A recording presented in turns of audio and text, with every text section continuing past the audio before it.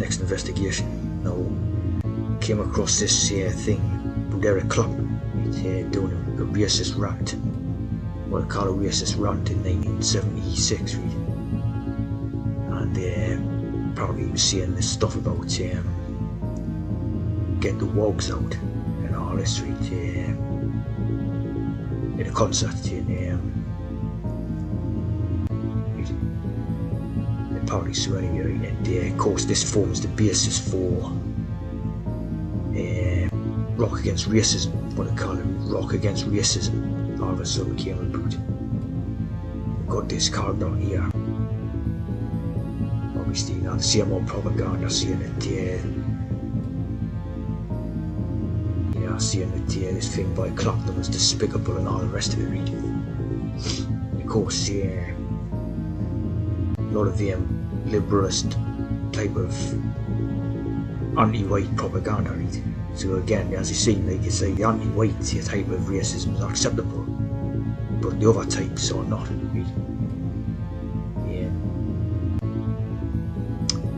He was agreeing with Enoch Powell in his supposed rant thing, right? But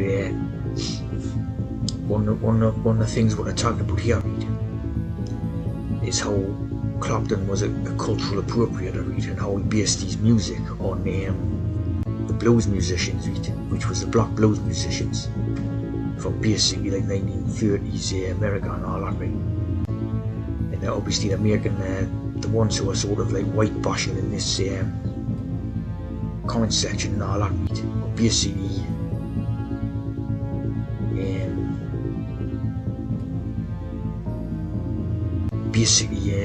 using that to bash, anti-whites. But this is the point where I thought it was quite a small subtle point, right? Was it in actual fact the blues musicians, like obviously what's it called, B.B. King, Howlin' Wolf, Muddy Waters, all that type of stuff. It was obviously what influenced the rock groups in Britain and America in the 60s, with the idea, right? And so basically, them ones really come from America, right? They were in America. If they come from Africa, right, they wouldn't have been doing blues music. Blues music thing evolved in America, right? Which was like at that turn a predominantly type of white man's land. At the start of that turn of the 20th century or something like that. Right? Not expert on it, but it was predominantly a white man's land, and that blues music evolved out of those black people being in the white man's land. Obviously they were speaking English for a start, right? So it's obviously they're trying to use this to bash like what they're calling racism, which is protecting of Britain, right? Which is not racism at all. It's just common sense in it, really, you know what I mean? And but I thought that was an important aspect, right? Because now obviously this was 70s, really. This was 70s, so what we're doing was putting in a lot of propaganda for obviously pro-immigration, right? But like I say, those ones was very exceptional, talented type of characters. And what you're getting now in terms of this operation going ahead, right, is that they're migrating them directly from Africa and obviously Pakistan and India and Asia and all that. Now these ones are not going to turn out to be blues guitarists. They're not going to be turning out to be anything of any type of contribution, really. As well, not. They're going to come in, go straight on the benefits things, and basically become the dregs. These are like the dregs that are born, directly from Africa, Pakistan, India, and all this. Certainly not going to turn out to be blues musicians or disco musicians like they had in the 1970s or any of that stuff, because they were like coming from America, right? So it's a different thing altogether. Obviously the propaganda was pointing at the American type of ones, right? And sort of saying, well, like for example, while I watched Top of the Pops in the 1970s, and all those acts like Smokey and the Smokey Robinson, or the Motown, the Four Tops, or Motown and all this, right? That was the propaganda to get you to accept immigration. But of course, in realities, they're importing them directly from Africa and Pakistan, Bangladesh, etc. So you're not talking about the same type of people. Those people are culturally totally different anyway. Really. In fact, the first wave of the Windrush ones was Caribbean in itself. Really. So Caribbean ones are different to African ones and all. Because whereas the Caribbean ones were laid back type of mentality from those islands, really. The African ones are basically not that type of thing. They're not laid back at all. The exact opposite type of thing. Really. So when these imported in, right, they become bioweapon. They're not, the whole thing's been a slow, gradual setup. Really. And it might even be the thing behind, like Eric Clapton's slow hand. It might be a psyop, really. But they're bringing in bioweapons. They're not going to be turning around to become creative contributors to the lands. They're going to be destructive force. That's why they're bringing them in. Straight up, it's important bioweapons. Of course, they use this. They can bash. It's like anti-white racism. They can bash whites who wish to protect their lands. Right? You see this one here. This one here is obviously a shield. Like pretending like there's no going on, and obviously minority immigration is massive and all that. What am I supposed to be looking for? Immigrants,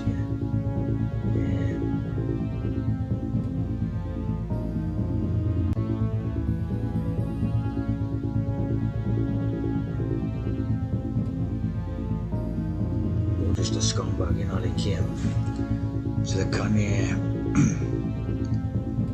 then the same shit I played with B.B. King, bullshit did you, But you can use it to bash whites, right? But you can't turn it around the other way, right?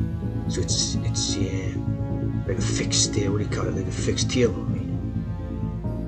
There is a chance that this may have been a psyop right from the start, right? In order to bring about a rock against racism type idea and all that. But I don't know, certainly, again, there was this type of idea where they're all ganging together to demonise like these type of views to protect Britain, right? Using the sort of, obviously, the Enoch Powell idea and all that, right? Now, of course, we see what's going on now, it's like absolutely out of control type of thing. Where, obviously, they call this type of ideology where it's anti-racist and all this, they call it liberalism. So you see, this is classic liberalism here, where they believe the government is necessary to protect individuals from being harmed by others, right? But also recognise that government itself can pose a threat to liberty. So this is classic liberalism in politics, right? But now the liberalism type of labour, right, is applied to a different sense, right? As you see, Liberal Party was founded on 6th of June 6/6. Right? So again, 6/6/12, which is 777 code number 3. There, of course, is this famous quote, right? If you're not liberal at 20 of your heart, if the same man is still a liberal at 40, then you have no brains. So they basically knew, what this was all about is a strategy, right? They know how the younger ones, are going to be more liberal, right? But obviously, as you get older, and that you turn more, where you get cleverer, basically. But some would view it as more hateful and bitter and twisted or something like that. But it's just basically you retain more knowledge, wisdom, and common sense. So the new Buddhist type of idea, right? Of course, Liber basically means book, right? The book, right? So you're talking about the book. You're talking about, again, you're into your Jewish religious stuff, your Talmud, your Torah, Bible, the Quran, etc. You have the Liber al religious book of the law.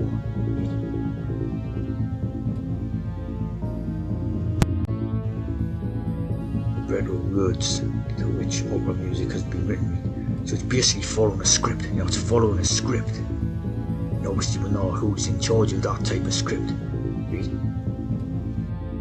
This is where it sort of gets interesting, because basically it's with Aleister Crowley coming in 1909 with this. Basically look at that liberal, liberal. So you got your AL becoming a 777 code, right? AL.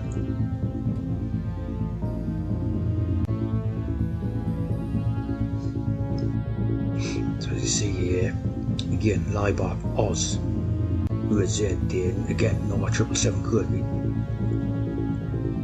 So, something strange about this whole idea of being a liberal, right? It's basically been a brainwashing operation. Right from the start of the 20th century type of thing, similar to the era when the Richard von Coudenhove books was written and all that, right? It's, again, tying in with the same strategy and plan, right?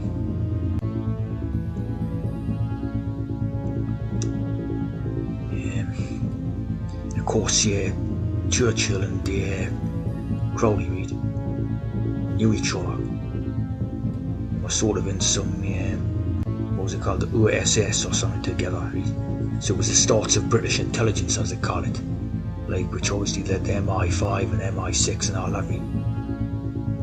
And these were basically involved in that. Right? Another one, what's he called, Austin Osman Spear. All these ones was involved in the formation of the British intelligence services, as they call it. Right? So as you see, we sort of knew each other. Right? So when they're talking about being a liberal, no, right? It's basically referring to this. It's referring to some type of spell, like liberal, like Aleister Crowley. It's basically a magic spell. But obviously to get people to accept multiculturalism, mass immigration, the end of the British society and all the rest of it. So it's to do with that. You're talking about this modern liberalism idea, basically conjured up between them by Churchill and Crowley and the other ones as well. So you're talking about modern day liberalism. Someone viewed it as just basic insanity, but it's like a magic spell, So of course it's going to be insane, because these people is under, it's like them Plague of the Zombies movie, It's like they're under the influence of the voodoo drums, and to accept the what do you call it, these liberal ways of thinking, and obviously mass immigration, multiculturalism, which is obviously going to lead to destruction, end up.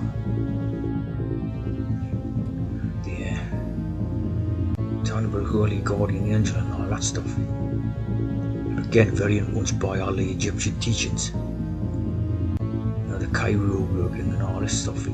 So again, you're talking about a synchronicity with the Richard Coudenhove stuff.